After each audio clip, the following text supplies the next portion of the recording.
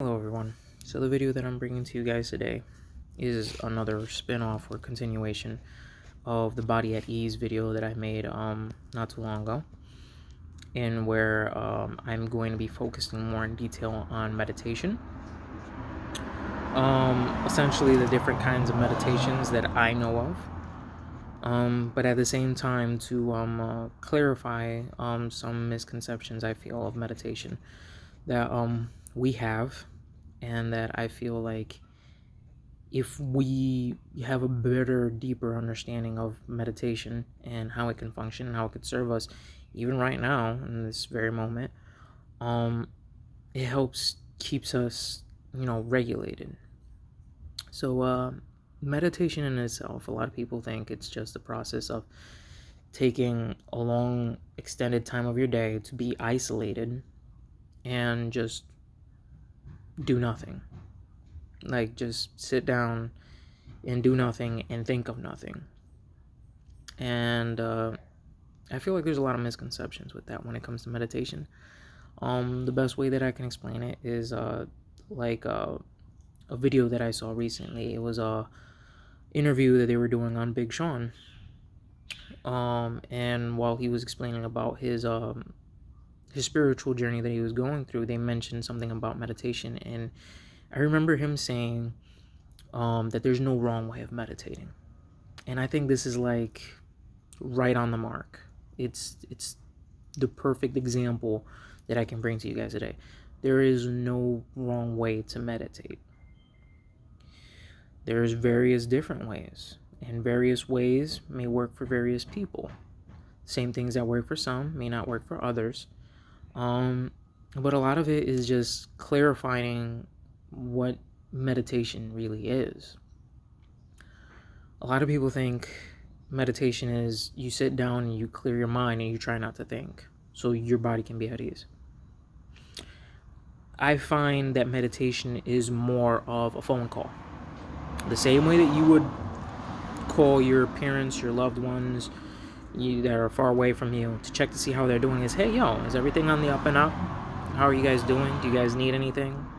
So how did that appointment go? That kind of stuff. Same, though these same conversations you're having introspectively with yourself. I don't even know if that's a word or if I'm making that up. Just bear with me. I'm assuming most of you guys know what I'm trying to say. But it's a phone call towards your inside, towards your consciousness. And you begin to evaluate.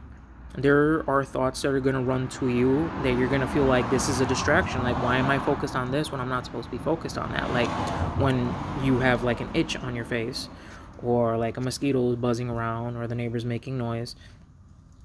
Have your thoughts. It's a flow of thoughts. You can't stop the flow of thoughts. But the important thing is to not allow the flow of thoughts to build resistance within you. There's times I'm meditating and I could be thinking about what so-and-so did with whatever, whatnot. And I'll let it run its course and be like, eventually I get to this point, it's like, why is this affecting me? And then I begin to work it out. And as I work it out, I realize all I needed to do was analyze how it was affecting me. And immediately that situation goes away onto the next one. All right, I'm checking the next diagnostic. And this is like what meditation represents for me. It's like a diagnostic of the human soul and body.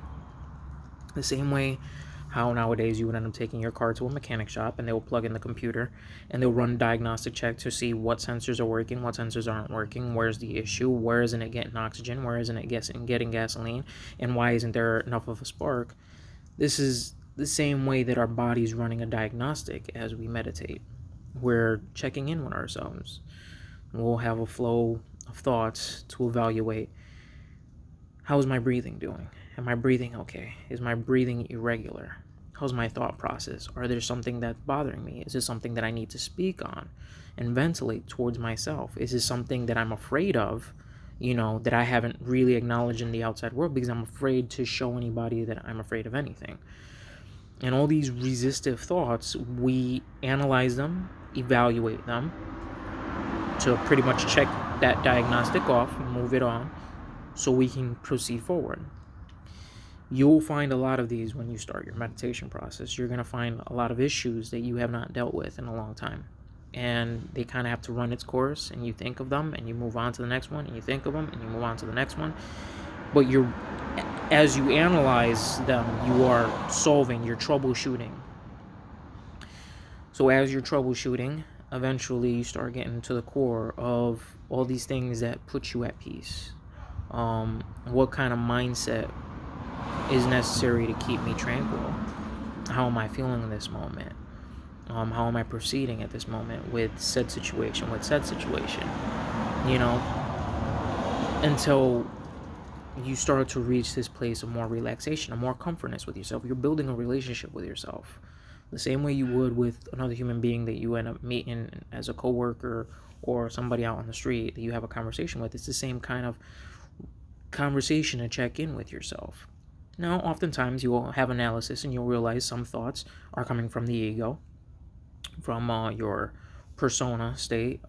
This is a topic that I'll probably get into more in depth in another subject. But some of these thoughts you might see that come from an ego standpoint, and some of them may come from a consciousness standpoint, which is more of a overall well-being, not just your own, but in relationship to everything that's going on around you. So the reason why I'm saying there's different ways of meditation, one of the common ones that we end up knowing is essentially just sitting in a quiet room and just, sitting in a comfortable, relaxed position and making sure you're standing upright and focused on what it is, on relaxation.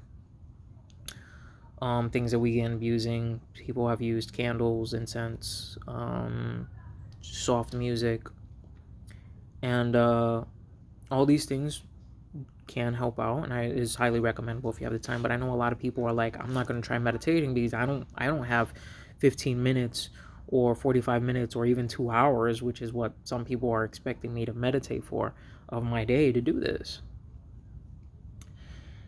And I feel like there's a lot of misconceptions with that. I feel like meditation can be done at any given moment if as long as like your focus is clear enough. You know what I mean? Like, realistically wise, is like I said, it's a phone call towards yourself. There are people who meditate in really, really hot rooms that force their senses to feel a certain type of way, to create some sort of distraction so they can hone their focus better, so their meditation is more effective. Some people will meditate in hot rooms, some people will meditate in a cold room, and the only way to keep their body warm and unaffected by the exterior forces of ourselves or conditions is to go into the inner, where your focus and your mindset isn't based off of what you're sensing at the moment through sight, hearing, taste, smell. You get what I'm saying? So as these distracting factors played into play and you were able to maintain your focus, you realize that your connection with your inner self is stronger. And that connection with your inner self helps you control and regulate the issues that you may be facing either psychologically or physically within your body to feel better. I am one of the people who is consistently on the go, and I'm going to be honest with you, most of the time that I am meditating, I am at work. I am doing my work, running through all my tasks, but eventually you get done doing a certain work so much it's almost like a motor skill kicks in, and you're doing what you're doing without analyzing what you're doing, but it's all coming out correctly. So like I said, I'm not advising anybody to, this is just something that I've learned how to do, but I'm not advising anybody to be like on autopilot and then you mess up things up at your job. That's not what I'm insinuating. What I am saying is there is certain ways to meditate as you do things throughout the day to check in with yourself. Granted, is it going to be convenient for everybody? No, I don't. Like I said, there's some forms of meditation that don't work for some people and some forms of meditation that might work for some people. You know what I mean? This is just the one that I've noticed how to do in my line of work. Does allow me to keep my job going at a 100% physical form, while at the same time gives me the kind of quiet and tranquility and solitude that I am needing to be in a state of relax or self-analyzation. Um, I understand many of you may not have that, but I do realize that there are certain points in the day, 2 minutes, 3 minutes, something like that, that we give towards other things that could be used towards this thought process. And many times we can even um, meditate as we end up doing things on the go, is what I'm saying. Like on your drive or commute to work, that could be a meditation process. Because realistically, wise is you're driving at the road and stuff like that, but you could be listening to soft music, and you could be like, okay, how am I feeling today? How's this going? That, in my opinion, is a form of meditation. You're checking in with your inside to make sure everything is all good. Why am I bringing this up to the table? I feel meditation is necessary. At any given moment, meditation, I feel, is necessary and is an essential thing in our lives. And we, as a whole, as a collective, may not see it that way, but it's like something that I've mentioned in past videos or statements in the past, where it's like at any given moment you are um, bringing something to the forefront. Every moment of every day you are affirming something in your life. You are bringing something into the forefront of your life.